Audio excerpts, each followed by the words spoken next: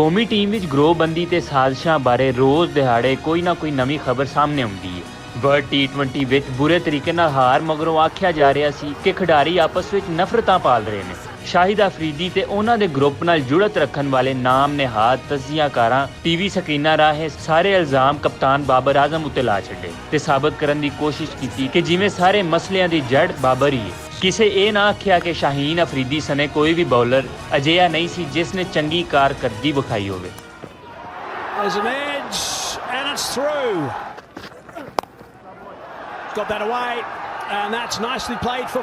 ਉੱਥੇ ਸ਼ਾਹਿਦ ਅਫਰੀਦੀ ਦੀ ਆਸ਼ੀਰਵਾਦ ਨਾਲ ਸ਼ਾਹੀਨ ਤੇ ਕੁਝ ਦੂਜੇ ਖਿਡਾਰੀਆਂ ਟੀਮ ਅੰਦਰ ਸਿਆਸਤ ਦਾ ਮੋਰਚਾ ਲਾ ਕੇ ਹਰ ਮੁਮਕਿਨ ਕੋਸ਼ਿਸ਼ ਕੀਤੀ ਕਿ ਬਾਬਰ ਦੀ ਕਪਤਾਨੀ ਖੁੱਸ ਜਾਵੇ। ਇਹ ਸਾਰੇ ਖੇਡ ਅੰਦਰ ਜੀਓ ਸਮਾਂ ਤੇ ARY ਵੀ ਇਸ ਸਾਜ਼ਿਸ਼ ਨੂੰ ਹਵਾ ਦਿੰਦੇ ਰਹੇ ਤੇ ਆਪਣੇ ਮਾੜੇ ਮੋਟੇ ਫਾਇਦੇ ਲਈ ਕੌਮੀ ਕ੍ਰਿਕਟ ਦੀ ਬਰਬਾਦੀ ਵਿੱਚ ਹਿੱਸਾ ਪਾ ਕੇ ਸਾਬਤ ਕੀਤਾ ਕਿ ਉਹਨਾਂ ਨੂੰ ਖੇਡ ਦੀ ਬਿਹਤਰੀ 'ਚ ਕੋਈ ਦਿਲਚਸਪੀ ਨਹੀਂ।